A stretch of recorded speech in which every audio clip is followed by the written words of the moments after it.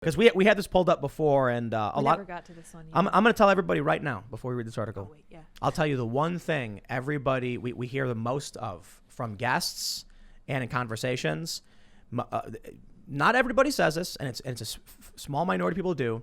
But we've had people come in and say, "I'm more than happy to do the show, so long as you don't ever ask me questions about transgenderism or trans people." And I'd be like, I mean, Okay. if there's news, there's news. If there's not, there's not. And I got to tell you, it's if someone comes on the show and they're like, I won't talk about this, there's no point in asking because they'll just not interact with you. And it'll be a really weird Waste conversation of time, yeah. where you're like, so what do you think? And they just don't say anything. So it's like, all right, I guess. And the reason for it is almost no matter what you do, you get attacked when you bring this stuff up. Well, I don't know what else to do, but yeah, talk about it. We had the story from the New York Post. CNN ridiculed for saying there is no consensus for assigning sex at birth. The New York Post reports CNN is being ridiculed online for insisting there is no consensus criteria for assigning sex at birth, with critics telling the network to look just below the waist for insight. The left-leaning network statement was quickly shared online after it appeared in a news story Wednesday about South Dakota banning transgender athletes from women's sports. It's not possible to know a person's gender identity at birth, and there is no consensus criteria for assigning sex at birth, CNN's Devin Cole wrote. Critics quickly ripped the outlet for reporting it as straight fact, rather than attributing it to others and noting differing views. Quote, I've gotten used to a lot of woke craziness. Never thought I'd see biological sex in scare quotes, a Twitter user wrote. CNN isn't a news organization. They are straight up activists. Online media critic Lee Sabatka wrote, while conservative commentator Ben Shapiro said only an idiot would believe the network's claim. Others suggested a simple solution. I'm not a doctor, CNN, but if you look just below the waist, you may get some insight. And then they're just quoting a bunch of Twitter users ragging on CNN, but CNN literally did this. When did this come out? When did CNN do that? A couple days ago, last week. Yeah. I mean, this story is from yesterday, and we were thinking about talking about it, but a lot of people don't, want to bring it up. It's a hot potato. That's dumb. It's dumb. Yeah. Can I talk about it? No, biological sex is real. It is real. It's how we make more people. Yeah, it's you know- either got that or this. I think one problem with this. Well, hold on. To be fair, Or intersex. right. So Very it's rare, so yeah. that's the issue at hand is that you do have a lot of people who are like it's either that or this. Then you have people like Dr. Deborah So, for instance, who's very intelligent, saying, well, it's bimodal. There is an overlap, but for the most part, it's overwhelmingly, male or female. If you want to have like an honest, nuanced conversation, it's really difficult to have in hyperpolarized times. Yeah. But I'm sorry, like I have a line, right? Biological sex is real. Yeah. To say there's no consensus criteria for assigning sex at birth, I don't like the phrase assigning it. That's very activist-y. They identify you as, the doctor sees it and says, this is what the baby is. And they can be wrong, and they have been wrong. There's some prominent activists who are incorrectly identified because they were intersex. Like there's one woman who is actually biologically male based on DNA.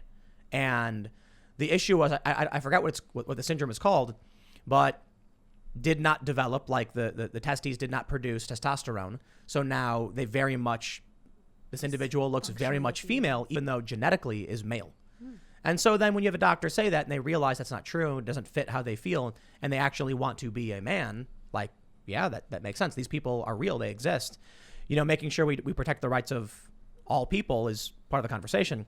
But when you get activists coming out and saying, actually, there's no biological sex, it's like, okay. What I got from this There is. this writer said it's difficult or challenging to establish gender identity at birth. And then immediately in the next sentence said biological sex. Yes. And as if they were the same thing. They're not. No. Gender Yes. identity and biological sex are different.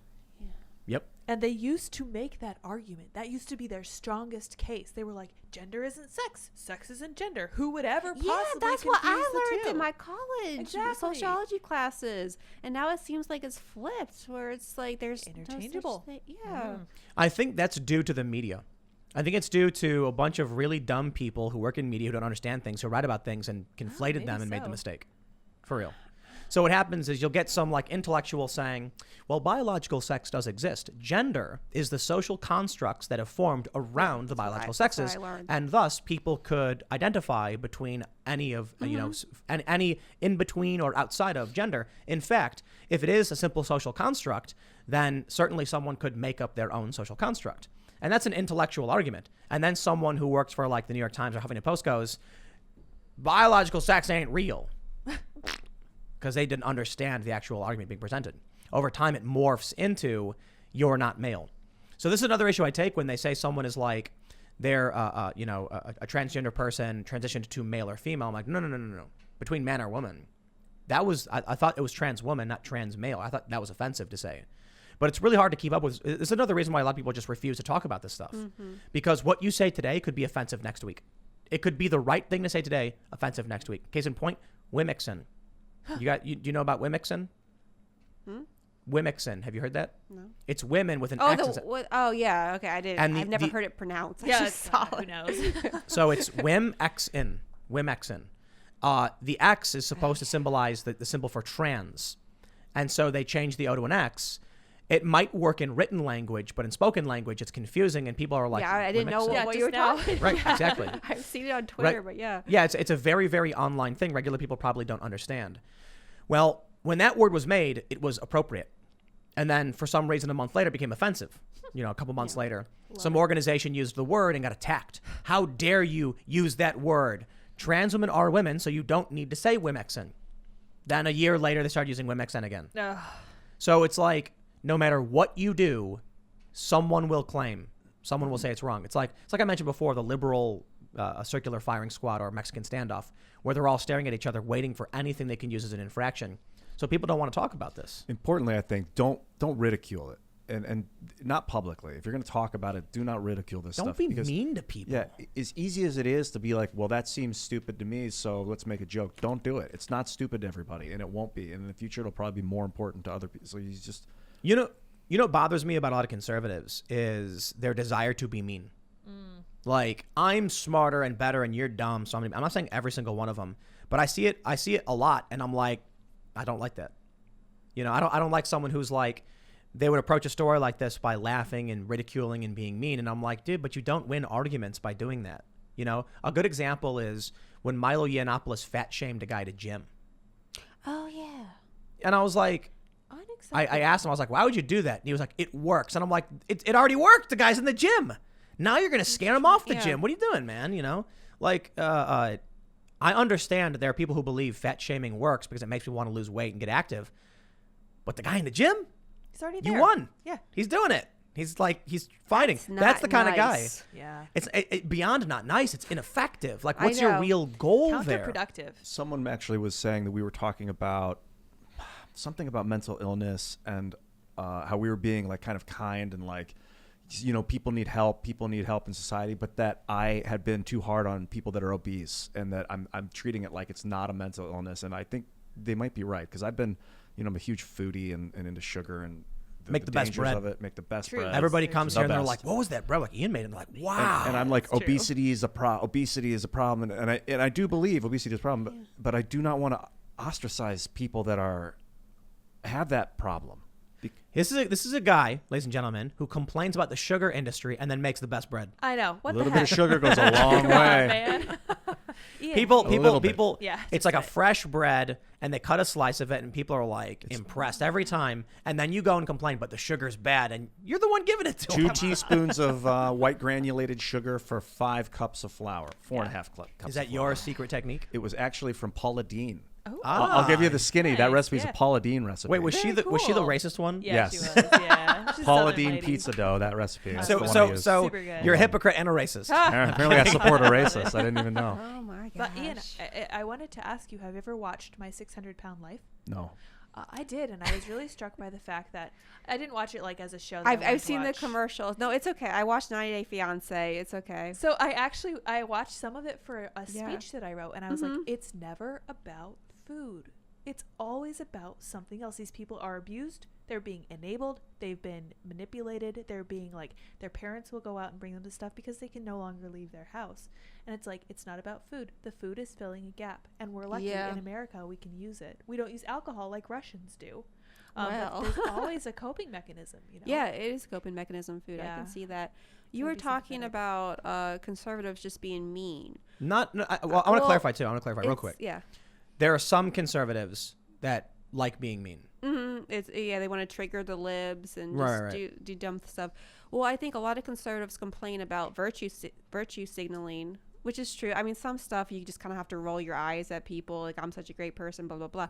But I think on the right, there's also vice signaling. I've seen it a lot over this COVID thing where people take selfies of them in the grocery store without a mask. And it's like, look at me. It's the opposite of virtue signaling. It's the same thing. It is still virtue signaling, though. It's just for their side. Yeah, I call it vice signaling because it's the same. Look at how bad I can be. Yeah, how bad I but can be. Yeah.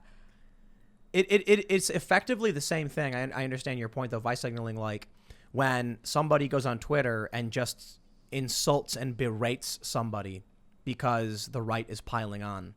So I just am absolutely not a fan of that stuff. Yeah, like the whole being mean. Like Meghan Markle thing. Like, I looked at this and I had no opinion about it, but I saw a bunch of conservatives attacking her, and I'm just like, did you care about this yesterday? Like, I didn't, and I don't never know. heard you. Yeah, and they just want to be like rude, I guess. And just, I got hit up by Fox. They wanted to have me on. So a lot of people saw me on Fox talking about big tech and social media. There were some other instances where I've recently been on Fox as well, not on the TV, on like radio and other segments. And around the time of the Meghan Markle thing. And so I get an email from a producer and they're like, can you talk about this? And I was like, I don't know anything about the royal family. And they're like, oh, okay. It was, it's big news. You have to have opinion on everything. I was just like, I purposefully avoid Yeah, I don't care at nonsense. all. Like Yeah. the royal family does not have any, like, it's celebrity gossip for Americans. Fought a war. Yeah, we fought a war to not have to worry about the royal family.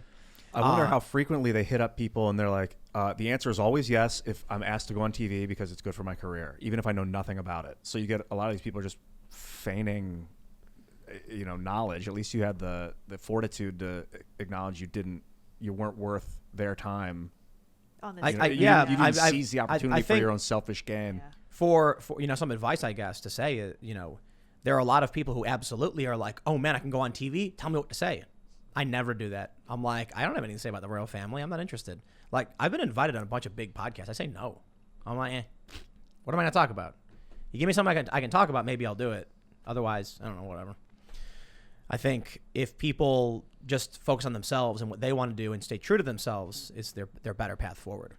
But going back to the thing about conservatives, we know that there are a lot of leftists who are virtue signalers who will mock and grift and berate people on the right or just not the left and lie about them in order to earn points.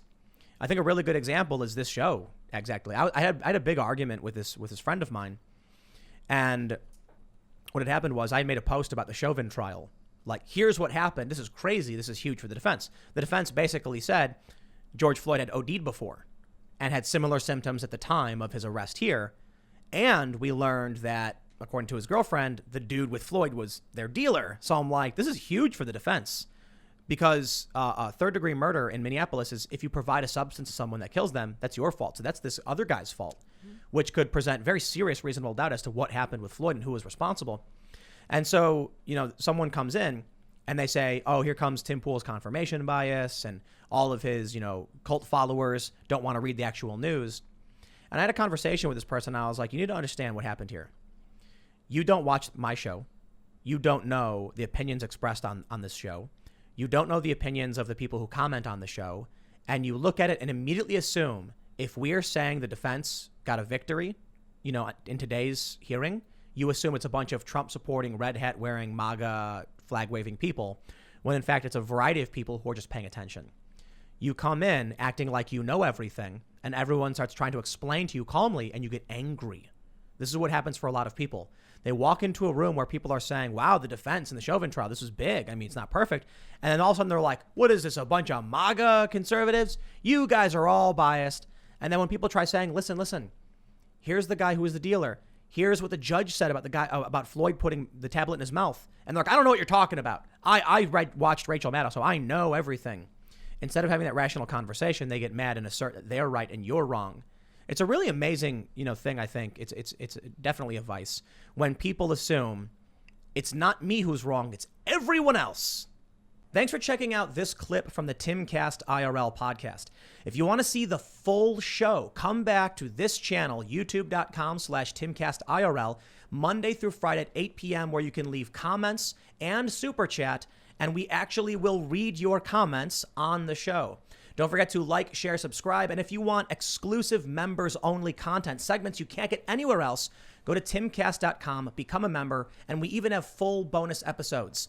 Thanks for hanging out, and we'll see you all next time.